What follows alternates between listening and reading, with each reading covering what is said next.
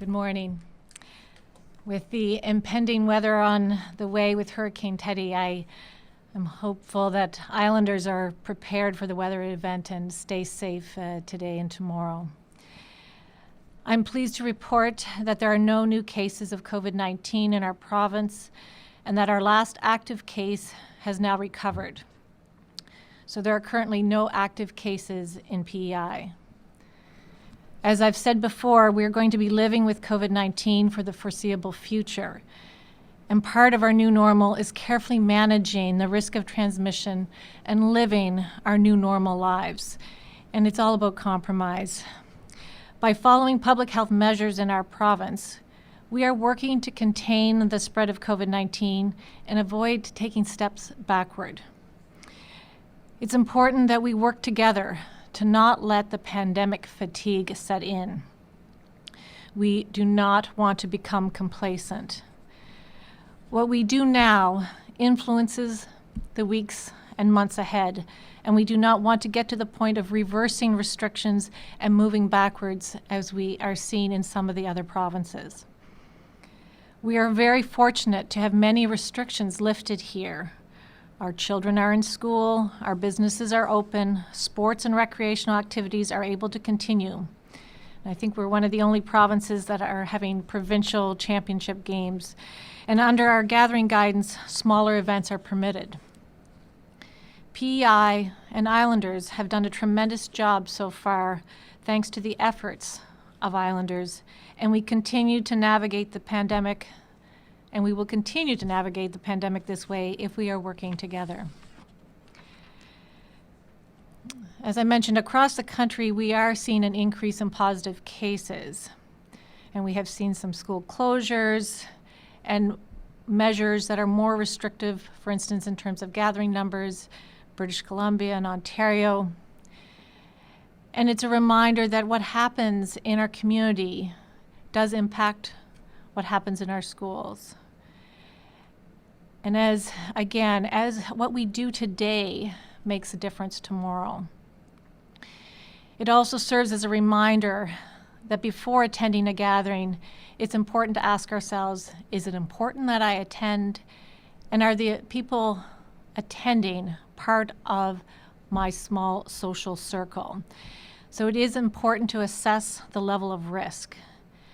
And we've talked about it before, the ideal conditions for COVID-19 to spread are the 3 C's: close contact for a continuous period in a closed environment.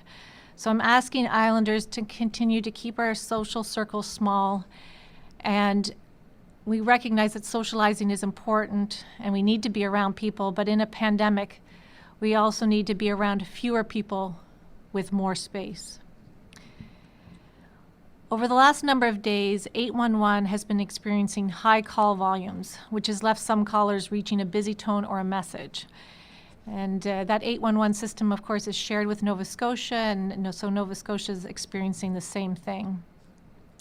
And although 811 is working to increase its capacity for calls, I'd like to remind Islanders that drop-in COVID testing clinics are available for those who have symptoms and are an excellent option. And these clinics can be accessed without an appointment by anyone who is experiencing symptoms related to COVID-19. And these clinic dates and times are available on the website, but they are in places in O'Leary, Summerside, Borden, Charlottetown, and Montague. There's also information on the website about the COVID self-assessment tool and symptoms. These clinics allow individuals to be tested right away without having to call 811, and they will need to self-isolate for a shorter time period while they await their results. Over the weekend, we added a number of documents to the Renew P.E.I. Together website to help Islanders prepare for what we still are hopeful will be a new normal and what that will look like, including an overview document of the new normal proposed for early October. Other documents that have been added to the site include on multiple gatherings, sports and recreational activities, school outbreak, and by the end of the day today, also Chief Public Health Office school directive and holiday guidance. And I'll mention more about our holiday guidance in a minute. Our ability to move forward into the new normal phase, like all other steps we take, will depend on our situation over the next week or so as we continue to manage and mitigate COVID-19 in our province and also monitor its impact on other provinces. Many of the questions we've recently received are about upcoming holidays and how they will be adjusted in a pandemic. Our holiday guidance document, as mentioned, will be online by the end of the day, and a few highlights include that gatherings of up to 20 people are permitted without an operational plan. And any organized gatherings with more than 20 people needs to have an operational plan. So that's what's in place currently, but it's a reminder. And all the usual public health measures apply to gatherings of any size, and that's the physical distancing between individuals from different households, wearing a non-medical mask when physical distancing is not possible. And food can be prepared and served, but no sharing of utensils, and enhanced cleaning and good hand washing. And of course, anyone who is sick should not attend. And there are many questions about Halloween. And the good news is that door-to-door trick-or-treating can occur, but with precautions in place. Children should only visit households in their neighborhood or apartment building and people they know. No contact treat pickup is recommended, meaning treats should be placed on a table or other surface that can be easily cleaned and disinfected. Treats should not be taken out of a communal dish. And if a doorstep is crowded, please move on or wait until the group leaves. Also, please be respectful of households who may not wish to participate this year. If the lights are off, skip that particular household. As we have moved through the reopening process, more and more Islanders have returned to work. Many of these individuals may be required to travel outside of the Atlantic bubble as part of their work. Islanders should really only be leaving the Atlantic bubble if necessary. Non-essential travel outside the bubble is still not recommended. And we've talked before about essential workers, but really with so many having to travel outside the Atlantic bubble for work and returning to work, we are really talking about workers. And there are healthcare workers, and really a group of rotational workers. It's important that all workers are aware of requirements for testing and isolation when they arrive or return to P.E.I. And most individuals, as I mentioned, who are traveling outside the Atlantic bubble for work are required to isolate for 14 days upon their return. Self-isolation, and we've heard both terms. Self-isolation requires an individual to stay in their residence or on their property for 14 days. It's the quarantine we've talked about for months. And if you're self-isolating, you must arrange for delivery of food, medication, and other essentials. And we've also talked about work isolation. And there are some workers who, when they return to Prince Edward Island or come to Prince Edward Island, have to go to work. And this might be someone who is specialized in fixing a piece of equipment or machine.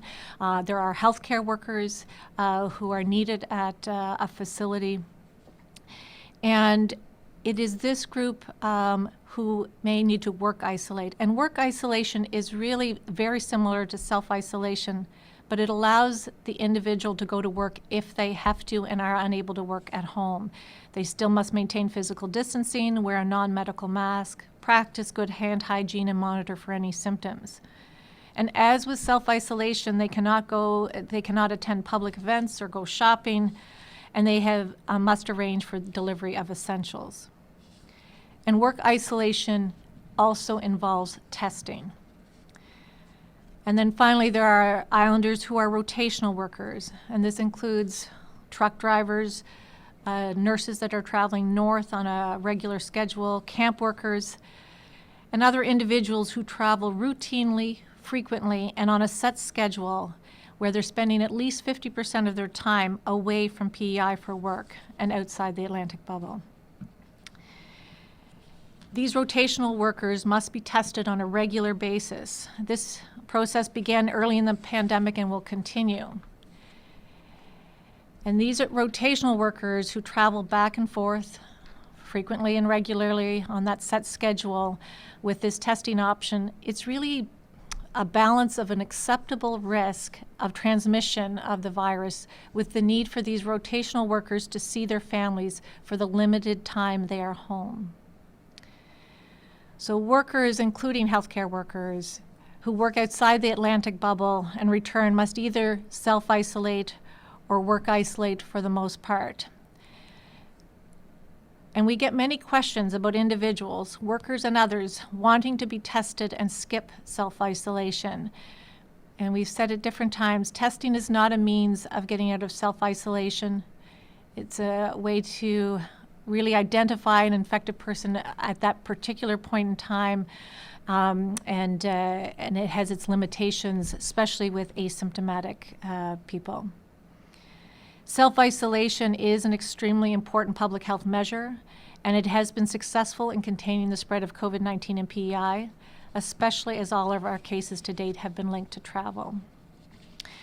We expect further details to be communicated and announced with 811, 1-800, our enforcement partners, Health P.E.I., Operation Isolation, and with industry in the coming days.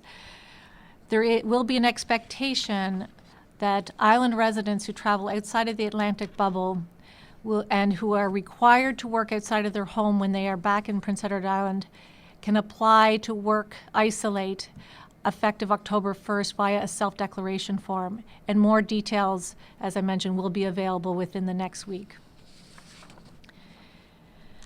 Throughout the COVID-19 pandemic, many people have been going above and beyond in the name of protecting the health and safety of islanders. One of these groups is environmental health. I want to sincerely thank each of our committed, dedicated environmental health professionals, whether they've been screening at points of entry, inspecting businesses, helping to educate businesses and organizations on how to safely reopen and operate, all the while continuing some of their regular day-to-day duties. Thank you for all you've done and continue to do. Often we hear of how lucky we are to be living in Prince Edward Island during this pandemic. And although we're certainly lucky to live in this beautiful province, without the compliance of islanders following important public health measures over the last 6 months, we would not be where we are today. We know what we need to do. We have seen time and time again the process work. Self-isolation, routine testing, physical distancing, good hand hygiene, wearing masks in closed indoor public spaces, staying home when we're sick. These are measures that make a difference. Now that we are several months into the pandemic, I know it's easy to feel frustrated and wish it were all over. And this is exactly why I remind Islanders to be patient and kind each week. Everyone is dealing with the pandemic in a different way, and it's challenging for each and every one of us. So I urge us all to be understanding and compassionate. We need to continue to look out for one another and show respect and our kindness always. So continue to be patient and kind. Thank you. Good morning, everyone. As Dr. Morrison mentioned, we continue to increase testing as more people come forward requiring testing due to having symptoms of COVID-19.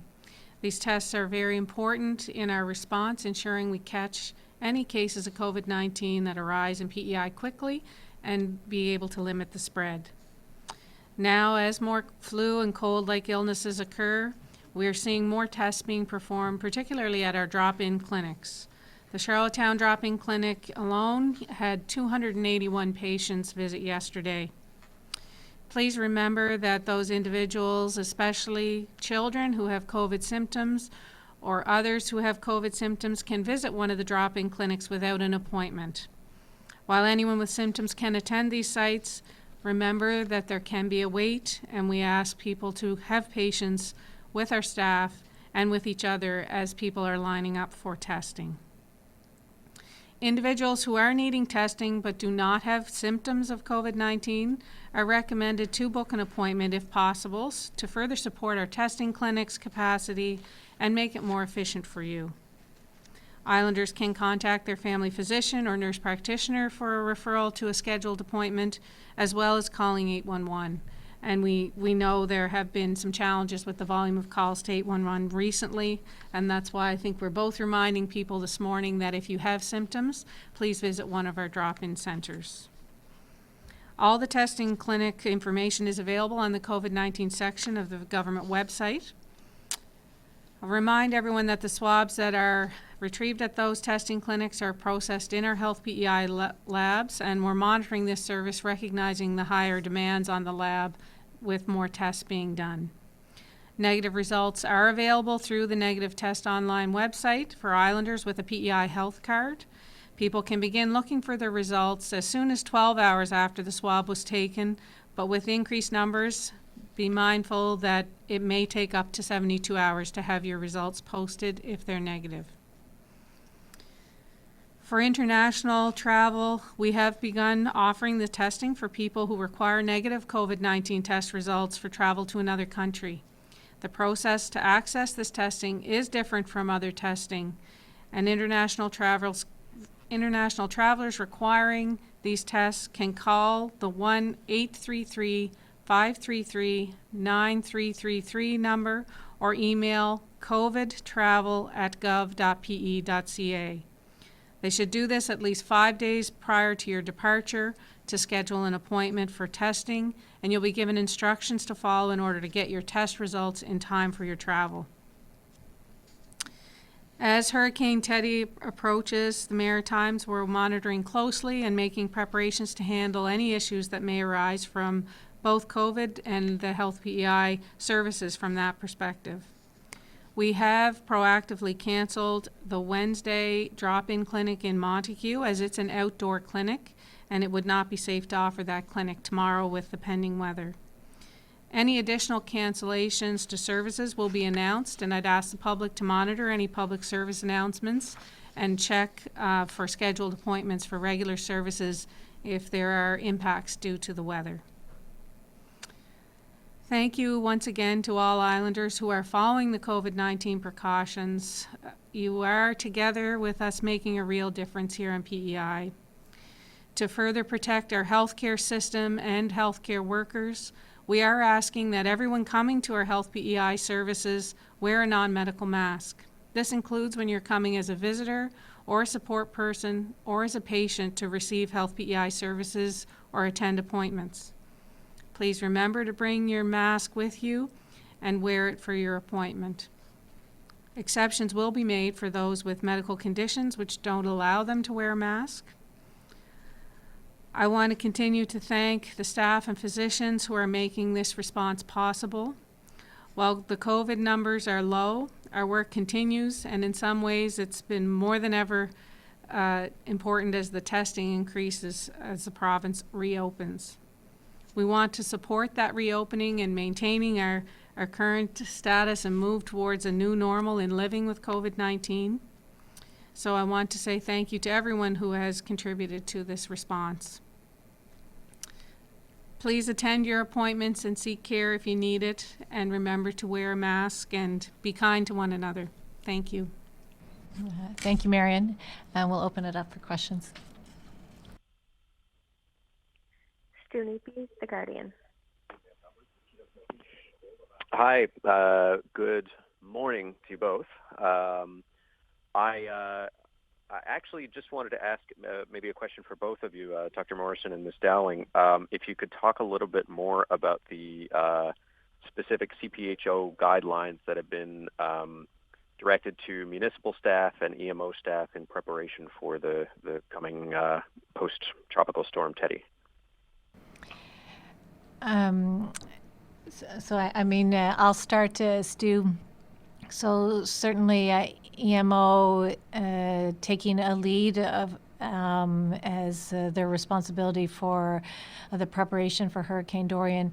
And we've not issued any particular guidance, as far as I'm aware, to EMO regarding this particular hurricane, but the EMO, and I know Tanya Mullally has spoken about this, real awareness of all the public health measures to be put in place in all the situations, in the preparation, but also in the aftermath of any hurricane, and so I know that they're very aware of those public health measures and have been using those measures in their communication out to the public, and so I think that's what I understand from the question. I don't know if there's anything particular from Health P.E.I.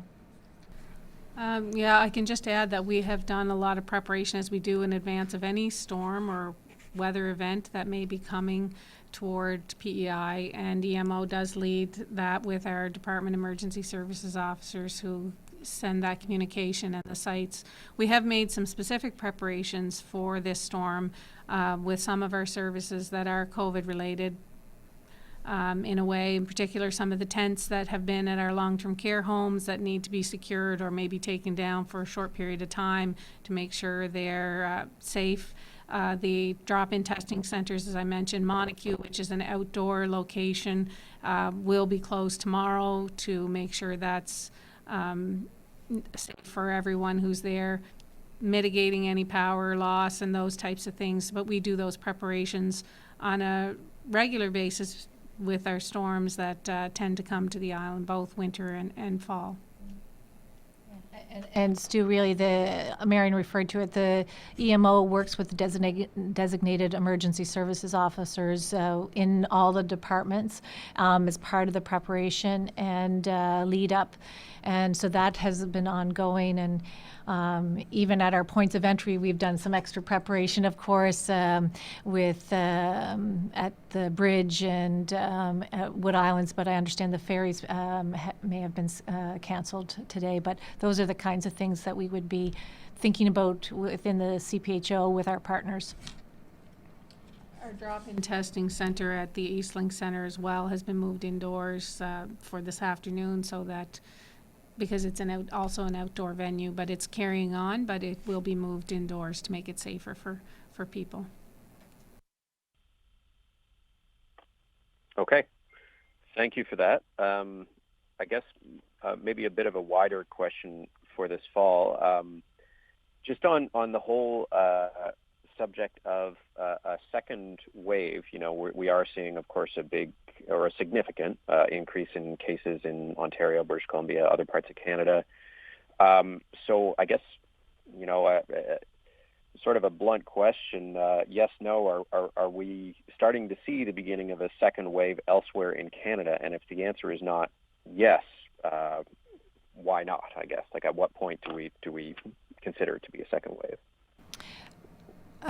So Stu, I think we saw the chief health officer in Quebec say he's worried that this is the beginning of a second wave in his province.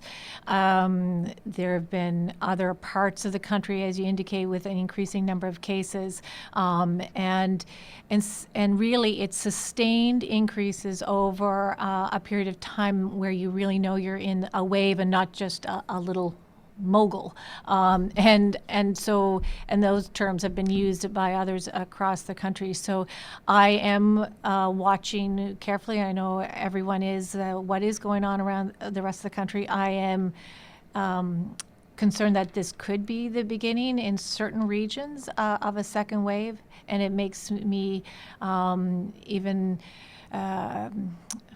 that's why the messaging is so key here, that if we're starting to see those increases in cases in other places, that we do everything we can to keep our island and islanders as safe as possible with those cases going on the rest of the country. Okay, thank you. Carrie Wynn, Ocean 100. Good morning to you both. Dr. Morrison, you mentioned there was a high call volume coming into the 811 number. I'm just curious as to what the concerns there are or the questions that seem to be prevalent and why such a high volume of calls at this point. Well, I think, as I mentioned, 811 is being shared by P.E.I. and Nova Scotia. It's a shared service, and we're seeing increased number of of calls and people being tested, not just in Prince Edward Island, Nova Scotia, but really across the country. We know children are back in school. It's the fall season, so they may be having other viruses that have similar symptoms. And so I think that's why both Marion and I emphasizing today that in Prince Edward Island, and I think this is a little different than in Nova Scotia, if you have symptoms, you don't need to call 811 and wait for them to arrange testing. You can go and get tested. And because I think a large volume of the calls were people calling to see if 811 could help arrange a testing appointment for them. So hopefully, I know 811 is working on it, but it's also a reminder that if you have symptoms or your child has symptoms of COVID, you can get information on the website. You can go directly to one of these testing clinics. And so that has been certainly our understanding of the increased volume of calls. Well, that's great. That takes me to my second question for Ms. Dowling. I was just wondering about the uptake for the first week for those drop-in clinics, from O'Leary right across to Montague. You mentioned yesterday there were 281 in Charlottetown alone. What's it been like across the province? Hi, Carrie Wynn. The numbers have gone up quite a bit across the province at our drop-in centers because, as Dr. Morrison mentioned, we are seeing people with an increased number of symptoms. But I think we want to see that service, and we're monitoring it to see what do we need to have in place, what makes sense, but we have seen increased numbers across. The drop-in centers haven't solely been symptomatic individuals, though some of our essential workers that we've had that require repeat testing have been coming there. So we're working internally. Some of those essential workers are health P.E.I. healthcare workers working in long-term care, for example, who we're looking at alternative options for them to receive their repeat testing because they don't have symptoms of COVID-19, but we're continuing to monitor their status to protect those residents in our long-term care homes. So there's a number of things happening across, but I think we're also looking at what we might need to adjust as we look to move the Charlottetown location and what days of the week and the hours of operation as to what the demand is. So we'll continue to adjust that as we need to. Great, thanks so much. Carrie Campbell, CBC. Good afternoon. I just wonder if anyone can provide an update in terms of how many people roughly would be in self-isolation right now, and then just what the guidance for them is given the coming storm. And we could have situations where emergency responders are coming to their homes, or they'd be required to leave their homes if there are extended power outages. Just what kind of guidance might there be for those people? Hi, Carrie. I didn't have the exact number, but the last I looked, there were over 750 people in self-isolation, and those are the numbers of people who are getting regular calls to offer support during a period of self-isolation and reminding them the importance of self-isolating. And so, right along, all the way along, if there's someone who's in self-isolation and they've needed to have emergency care, that's always been something that they need to be able to do. So they would wear a mask, physically distance, make sure that the first responders are aware of that they are self-isolating. So that information they are aware of, and certainly it's also part of the screening for some of the first responders if they need to ever attend a dwelling. Okay, thank you. And I just wonder, you talked about the coming program where islanders will be able to apply to work isolate. I wonder if you know anything further under, what circumstances might that be accepted? Is this for islanders who are working outside the bubble? Can anyone who travels outside the bubble apply for that? Could they go visit family or something and come back and apply? Anything like that? Well, as I mentioned, Carrie, we'll have more details in the days, and it's really going to be important that we communicate with our number of our stakeholders and as well in those days ahead. But it is really, we're not encouraging people to travel outside the bubble unless they need to for work. But there are some people who have to travel outside for work and may need to work when they get back here, and and there's some people who arrive here in Prince Edward Island who have to work, and that is also to help our islanders and our economy as well. And those are situations where they would have that potential option to work isolate. So. I mean, non-resident workers who are coming in from outside the bubble would need to continue to apply to the Justice and Public Safety for pre-approval travel. So that part won't change. But residents who are having to travel outside the bubble and then return, and they have to work, and so staying at home and working isn't an option, and they need to, for whatever reason, work here, we will be testing them, and they would need a letter from their employer to consider that as an option on re-entry into the province. And so that will be working with our screening coming in, and that's why there'll be a declaration form as well. So there'll be certainly more on that in the days ahead, but it's trying to balance that risk we've talked about, Carrie, before. How do we make sure that we look after islanders, and knowing that there's the risk of importation, but we also recognize that there are people who do have to travel for work, and that we need to balance that, and how do we keep them safe and their families safe, but also the other people they work with safe. And so it's the public health measures plus the testing, and trying to monitor that as we go forward. All right, thank you both today. Louise Martin, CPC. Hi, good afternoon. So I guess a little bit of good news in there for trick-or-treaters in that will go ahead and you'll be updating the holiday guidance by the end of the day. Can you give us an idea of what, Dr. Morrison, went into your thought process as far as, allowing trick-or-treating and what will be going into your holiday guidance that we can expect later today? Hi, Louise. So, I mean, we have looked at our situation here in Prince Edward Island. We have looked at other Halloween and holiday guidance available across the country.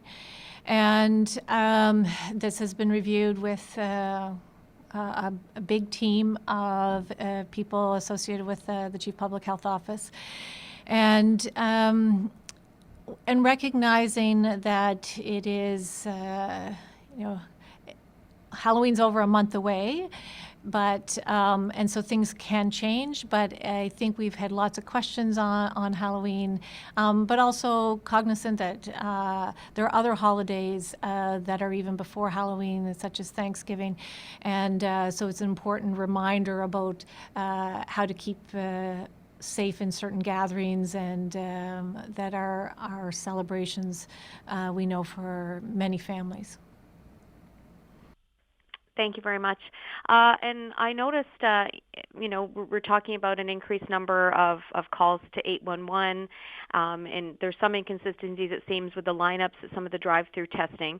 And I realized just this week in BC, the list of symptoms has been reduced for school-age children, it seems. 10 symptoms have been removed, including sore throat, runny nose, headache, and fatigue.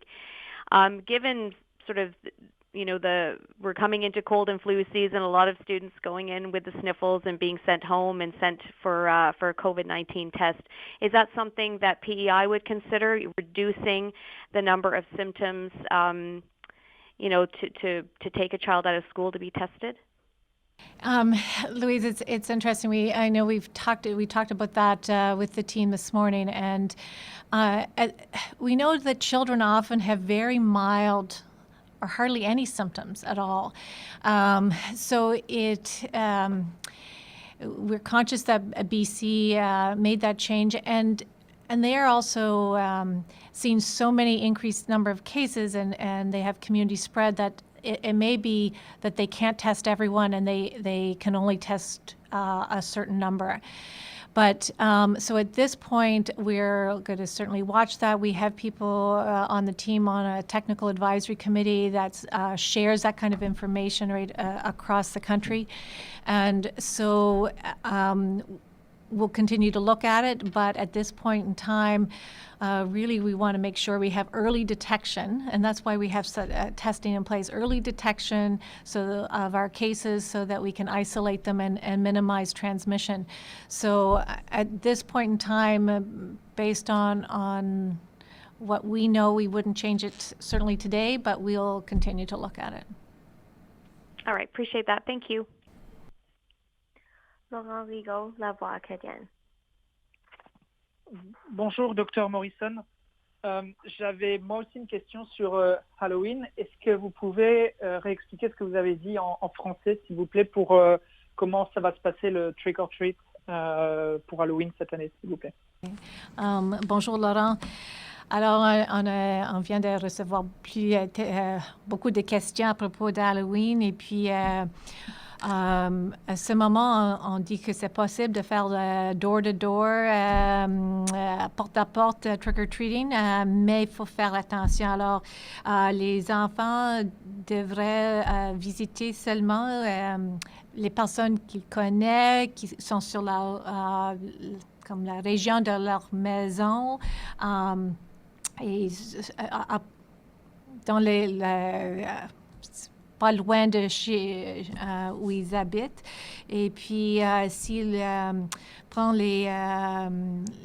les petits bonbons, ils ne doivent pas mettre la main dans une grande boîte et puis tout enlever les bonbons du même boîte, mais vous pouvez les placer sur une table où ils peuvent enlever un petit peut-être paquet eux-mêmes.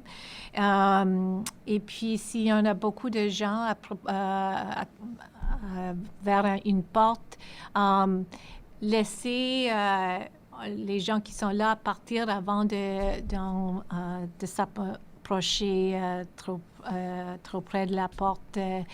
Et alors, c'est à ce moment ce qu'on fait, et puis je sais que ça peut changer, mais j'espère que les petites peuvent quand même se déguiser et puis aller trick-or-treating, mais juste c'est un peu différent comme tout ce qu'on fait cette année.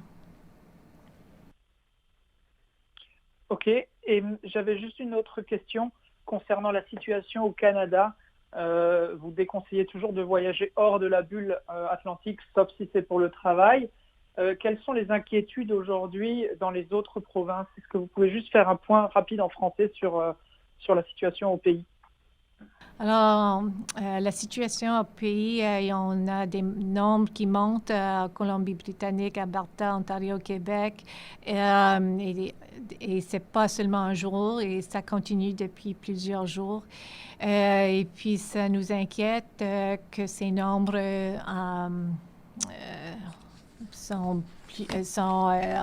continuent de plus grand nombre.